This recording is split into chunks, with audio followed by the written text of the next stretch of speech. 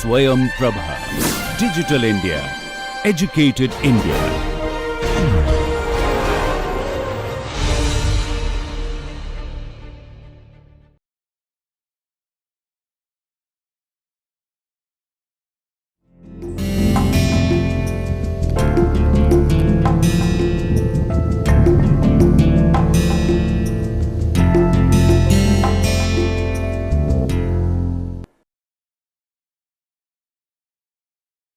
Welcome to the next session of economic environment and business strategy. Today we continue our exploration of external sector by focusing on a fundamental driver of international economic interaction, that is foreign exchange rate determination. So we begin by understanding how exchange rates are set through the basic forces of demand and supply for foreign currency. So this market driven mechanism is central to how currencies gain or lose value in the global economy. Next, we'll examine how different types of exchange rate regimes practice across the world. So we'll begin with flexible or floating exchange rate system, where market forces interact freely to determine the foreign exchange rate. Then we'll discuss fixed exchange rate system, where currency is pegged to another currency or basket of currencies. Then subsequently we'll discuss managed float system, where central bank intervene occasionally to stabilize the or guide currency values without committing to a fixed peg. So we'll also explore how these regimes vary across countries and the strategic trade-off they involve, such as stability versus autonomy in monetary policy. So understanding this exchange rate mechanism is essential not only for interpreting macroeconomic trends but also for evaluating the risks and opportunities businesses face in increasingly integrated global marketplace. So let's begin by defining the foreign exchange rate, then unpacking the demand and supply dynamics in the foreign exchange market. So coming to the foreign exchange rate definition, so the exchange rate means price of one unit of foreign currency. So for example, when we talk about exchange rate for against US dollar, when we say that exchange rate against US dollar means 85, that means in order to buy 1 unit of US dollar, we need to pay 85 rupees. So that is how simply in layman's language how exchange rate is defined. So exchange rate is simply defined as the price of one currency in terms of another currency. So as I already mentioned, it is expressed in terms of another foreign currency. In order to buy 1 unit of foreign currency, that is how we define foreign exchange rate. So to define the foreign exchange market, so globally there are 3 major types of foreign exchange market regimes are there. One is called floating currencies, or in other words, this is called flexible exchange rate system. So flexible exchange rate system means these are mainly determined by the forces of supply and demand, just by the forces of market mechanism. So in countries like US, Japan, European Union, Australia and Sweden, they have floating currencies or flexible exchange rate system. Then some countries have fixed or pegged currencies, that the fixed exchange rate system. That means pegging a currency to another or a basket of currencies. These are often implemented using a currency board, and we will talk about this little bit in detail in one of the slides in later on. Then we have managed floating, that means it also called as managed in bracket, that is fixed float. That means it is to some extent is a mix of floating and fixed. What is matter here is that in general the central bank would allow its currency to interact in the forex market freely That means just by it allow it to play with the supply and demand forces. But in some instance, when the central bank feels that there is a need for intervention, maybe the domestic currency is doing poorly in the forex market, then at that time the central bank prefer to opt to intervene in the market. That means a kind of managed float. It allows float, but sometimes it intervenes. It's because of that reason it also called as a dirty peg. The dirty peg in a way that normally it allows the free play of demand and supply, but when it's feel that there is a requirement of intervene to protect the domestic currency, then the central bank intervenes. So the countries whose central banks intervene enough that we can't classify them freely floating countries, for example Brazil, Colombia, India, Indonesia, Russia and South Africa, they follow the managed floating. That is a mix of both fixed exchange rate system and flexible exchange rate system, but most part of the time it will deal with the flexible exchange rate system, and sometime central bank intervene, then it becomes managed floating. So there is another concept called gold standard. Gold standard means a monetary system in which currencies are defined in terms of a given weight of gold, that is called under the fixed exchange rate regime. So that means the currencies are pegged against gold. That we'll talk a little bit in detail in one of the slides. Then we have purchasing power parity, where the exchange rates between currencies are in equilibrium when their purchasing power is the same in each country. So here it compares the price of a standard good that is identical across countries. So in order to illustrate this, there is one example called hamburger index. It means a light-hearted version of the PPP by the economics magazine, which publishes every year. It compares the price of MC's hamburger around the world. So that means you know that this product is uniform, homogeneous across the world. So then you see that suppose in India, for example, you get this product at 200, and in US you get, for example, double the price. Then accordingly you define the exchange rate by dividing one with the another. So that is actually a little bit more light-hearted version of the purchasing power parity method. So let me now move to the how a floating or flexible forex market works. This operates mainly through the demand and supply forces. So coming to the demand for foreign exchange. So just think about India. We are demanding forex. For example, we are demanding US dollar. So why do we want to demand? What is the rational motive behind demanding US dollar? Because we demand forex or US dollar because we want to import from the US, right? So that means Indian demand for US dollar or any other foreign currency arises from the Indian demand for import from the USA and other currencies. So similarly, from Indian unilateral transfers to the USA or the rest of the world. So in order to make that transfer, we need to convert Indian currency to foreign currency. That means we are demanding foreign currency. So similarly, Indian investment in the US and the rest of the world, that means capital outflow from India.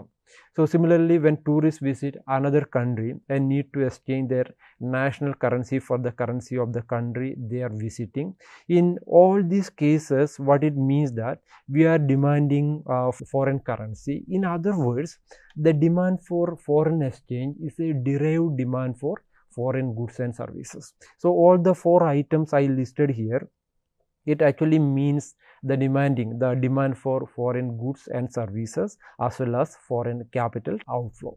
So in order to do that, the first step involved is that we need to convert Indian currency, that is our asset, we need to convert into foreign currency. In that context, the demand for foreign exchange arises.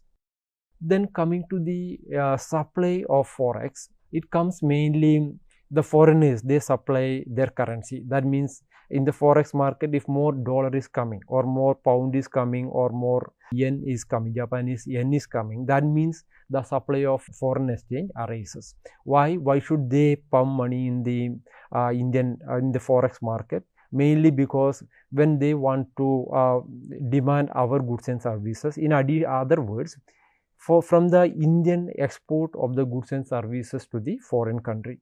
So when that means Indian export means foreigners are demanding our goods and services. When they are demanding our goods and services, then they first, in order to buy our goods and services, first they will convert the forex into Indian currency. So that means that is the supply of foreign exchange. Then comes the unilateral transfers received from the USA, from US or the rest of the world investment in India, that is the capital inflow.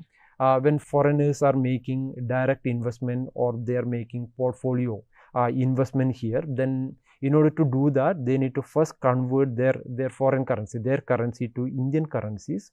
So in that case, what they are doing is that they are supplying foreign exchange in the forex market. So similarly, foreigners when they visit, foreign tourist expenditures in the country, in India, that also become part of supply of forex. So let me now show you using the demand and supply diagram how forex rates are determined. So you can see now you are already familiar with the demand and supply framework. So you can see here that on the y-axis we denote it with the foreign exchange rate, and on the y-axis we have forex rate, on the x-axis we have supply and demand for foreign exchange. In other words, this is the quantity of forex. So what you can see here is that the demand curve is slopes downward from left to right. What does it mean? It means that when foreign exchange decreases, when lower the foreign exchange rate, then we demand more foreign currency. That means we are demanding more imports. So just recall here that the demand for foreign exchange or the demand for foreign currency is a derived demand for foreign goods. That means demand for imports. So that means, suppose this is the equilibrium forex rate. For example, just take this one, for example, 80. Let us say this one we are dealing with US dollar and Indian currency. So from our perspective, the demand for this forex, this diagram is slopes downward. It means this represent our demand for US goods and services, our demand for US imports, right? So that means this one is, for exchange rate is, for example, 80. That means in order to get $1, we need to pay 80 rupees, right? Then when the foreign exchange rate becomes 100, that means in order to get $1, we need to pay 100. What does it mean? So that means this is the foreign exchange rate has increased, but actually what happened here is that it has depreciated. That means when the forex, initially we need to pay only 80, but now we need to pay 100. Though foreign exchange rate in this example it has increased, but in value terms, you know that if we will report this as there is a depreciation of forex rate. That means we already know that right now is 85. When it becomes 90, 95 or 100, how we interpret that? Though foreign exchange rate has increased, but there is a depreciation. So what does it mean? So that means when the foreign exchange rate depreciate or the forex depreciate, the demand for foreign currency decreases. In other words, demand for foreign goods and services decreases. It means that when we are initially by paying 80 rupees, we get $1. Now we need to pay 100 rupees to get $1. Assuming that the price level in the foreign country, in the US, for example, remaining same, that means in order to buy goods, now we need to spend more. Initially to get $1, we need to pay only 80. Now we need to pay 100. That means demand for import, it decreases. That means this is how to interpret here. So you can see the demand for forex decline. Why? What is the economic logic behind it? Because you can see the foreign goods become expensive in the country. That means initially by paying 80 we used to get $1, then buy goods worth $1. But now in order to buy the same $1 product, we need to pay 100. So in that is the case, we can see that the demand for forex decline. In other words, demand for foreign goods and services decline. So similarly here, when the foreign exchange rate declines, that means it appreciates. that means now we need to pay only, for example, 60 rupees. So that means in order to get $1, we need to pay only 60. That means the imports of foreign goods and services become cheaper in the country, because as I already mentioned, by paying 60, now we are getting $1. That means as a result, the demand for import increases, and when demand for imports increases, the demand for forex also increases. Now let's move to the supply side. So what does it mean supply side when suppose the forex rate is, for example, 100. That means by paying $1, foreigners are now getting 100 rupees. Initially, when this equilibrium position, you can see that foreigners by paying $1, they used to get 80. So that means, what does it mean? When the foreign exchange rate depreciates, that means it increases to 100. Now you can see that for foreigners, assuming that the price level in India and in the US remain constant, then foreigners now by paying $1, they are getting more Indian currency. That means they can buy more Indian goods and services. That means higher the forex rate, when foreign exchange rate depreciate, Indian goods and services become cheaper for foreigners. That means India's exports become cheaper, right? So as a result, when the forex rate appreciate, foreigners, the supply of forex increases in the market. So similarly, same interpretation holds for when the exchange rate is low or it appreciates at 60, for instance. You can have the same way of interpretation here as well. Let me now move to the factors that are affecting the demand and supply of foreign exchange. So using the previous diagram, what we discussed was the spot exchange rate, that is the price at which a currency can be bought or sold for immediate delivery. That means if you are going to a bank and buying a forex, that means you are engaging in a spot transaction. That is the spot rate. So the factors affecting a currency spot rate, it includes several factors, including change in the differential between Indian inflation and foreign country inflation, because you know that this will have implication on the export and import. Similarly, change in the differential between Indian interest rate and foreign country interest rate, and changing differential between Indian income level and foreign countries income level. For example, foreign countries foreign income increases, that means their purchasing power increases, then that means they will be demanding more of Indian exports, right? Similarly, if our income increases, then domestic income increases, that means we will be demanding more foreign goods and services, that the demand for import increases. This means demand for foreign exchange rate increases. Demand for foreign exchange rate increases means the exchange rate is going to increase. That means there is a depreciation. So similarly, changes in government control, change in expectation of future exchange rate, all these are going to affect the demand and supply of foreign exchange. So in a nutshell, the spot exchange rate reflects interaction of inflation, interest rates, income, including domestic income and foreign income, government policies and market expectations, with the supply and demand for currencies adjusting constantly in the forex market. So let's make a distinction between two interrelated concepts. One is called depreciation and appreciation. So the depreciation and appreciation happen mainly in the flexible forex market.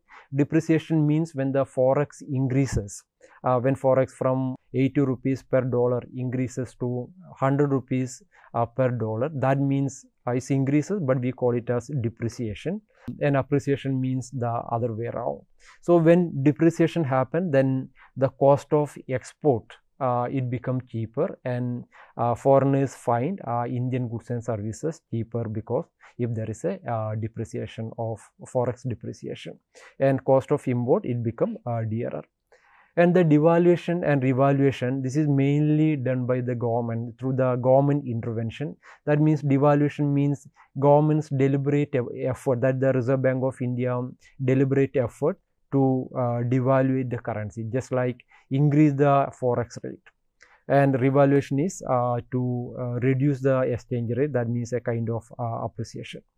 In Indian context, the devaluation of Indian currency had happened over time. One happened during economic crisis of 1991, and then when there was political instability and oil price shock in 1973 during the OPEC formation, and also during war with China and Pakistan in 1966, and also in 1949, also the government of India, Indian government opted for devaluation of the Indian currency, so that the cost of export will become cheaper, so that we will get more forex as a result. So moving to the fixed exchange rate. In a fixed exchange rate system, foreign central banks buy and sell their currencies at a fixed price in terms of dollars. So this ensures that market prices equal to the fixed rate. So in this case, if there is a fixed exchange rate regime, what happens that no one will buy dollars for more than the fixed rate, since they know that they can get them for the fixed rate. Similarly, no one will sell dollars for less than the fixed rate, since they know that they can sell them for a fixed rate. So the foreign central bank hold reserves to sell when they must intervene in the foreign exchange market. So here the fixed exchange rate regime, mainly here the intervention by the central bank is mainly in terms of buying or selling foreign exchange. This is mainly done by the central bank.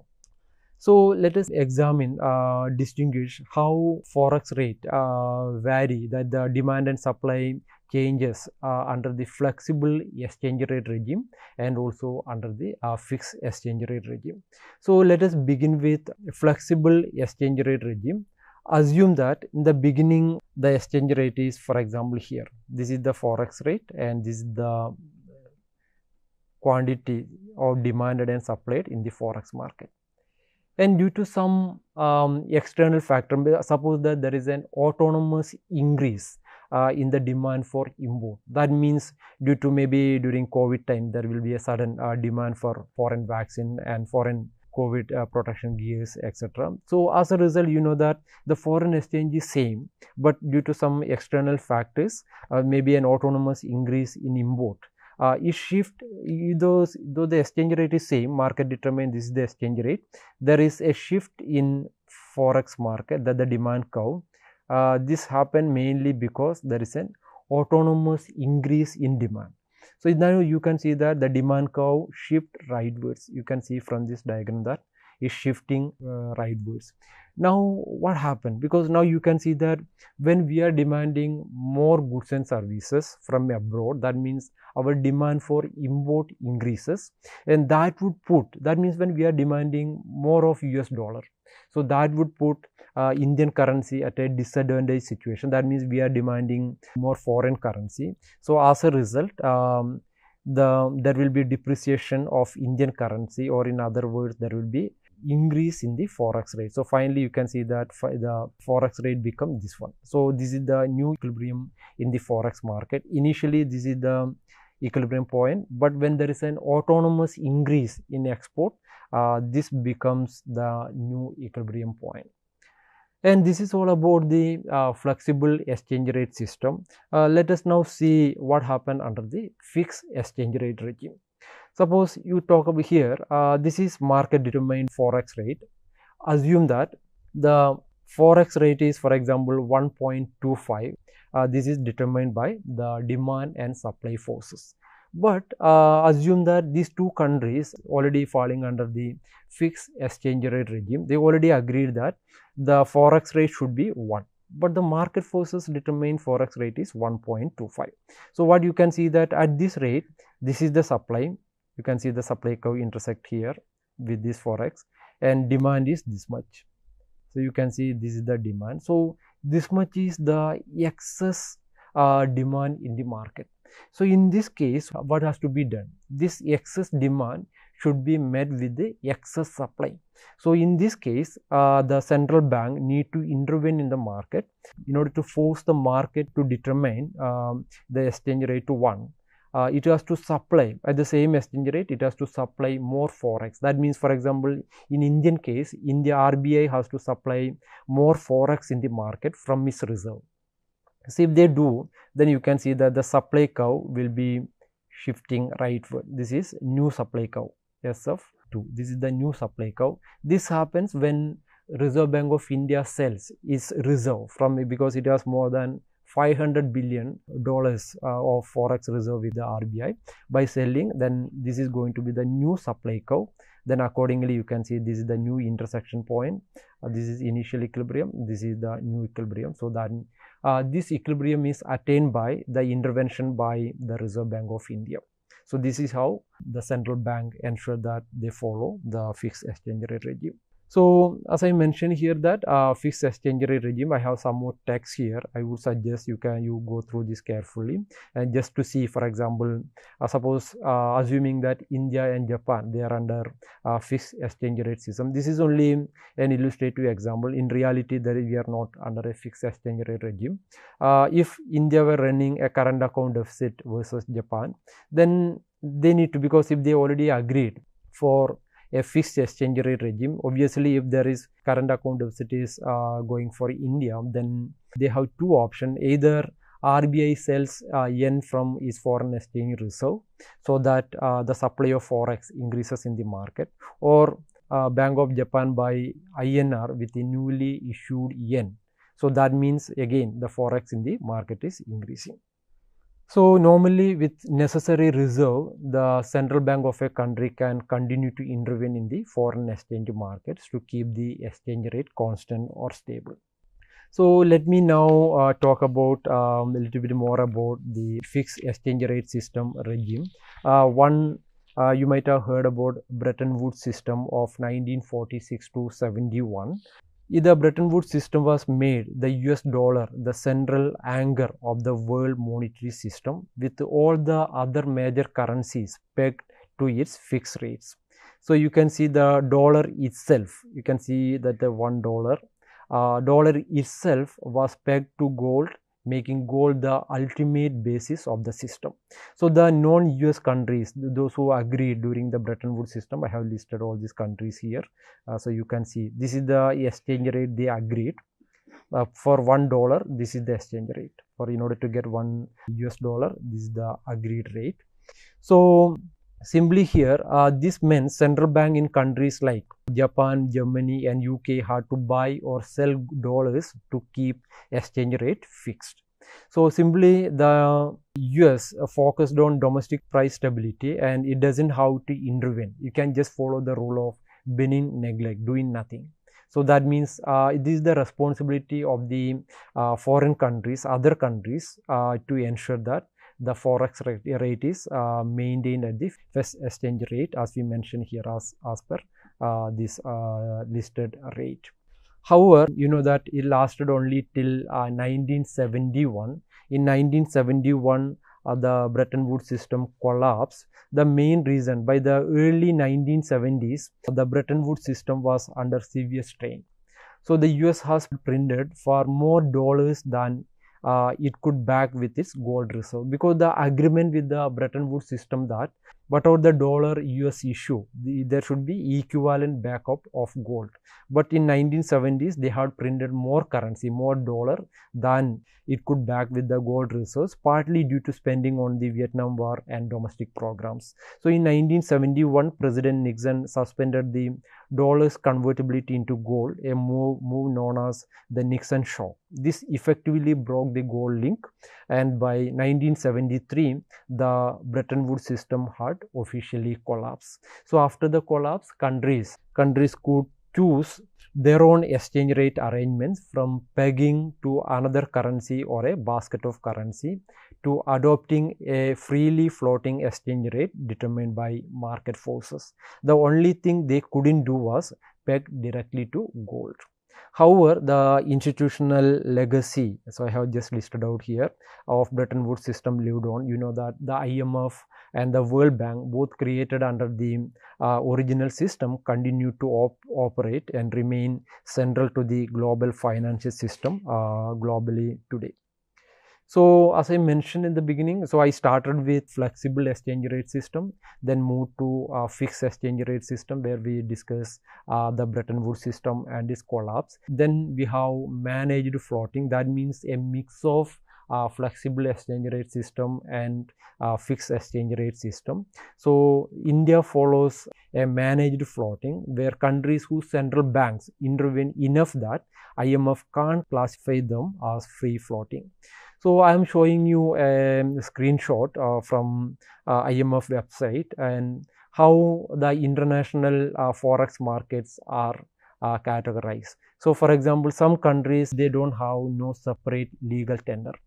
For example, some countries, they use US dollar as their own currency. For example, here you can see the countries here. They all use Panama, for example, they use US dollar as their own currency, and some countries use euro as their domestic currency.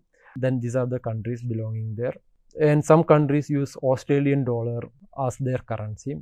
Then there is currency bodies there, and then there is conventional fixed rate, and there is floating rate. So I have noted here the India is coming under managed floating, and there are only a few countries who follow free floating.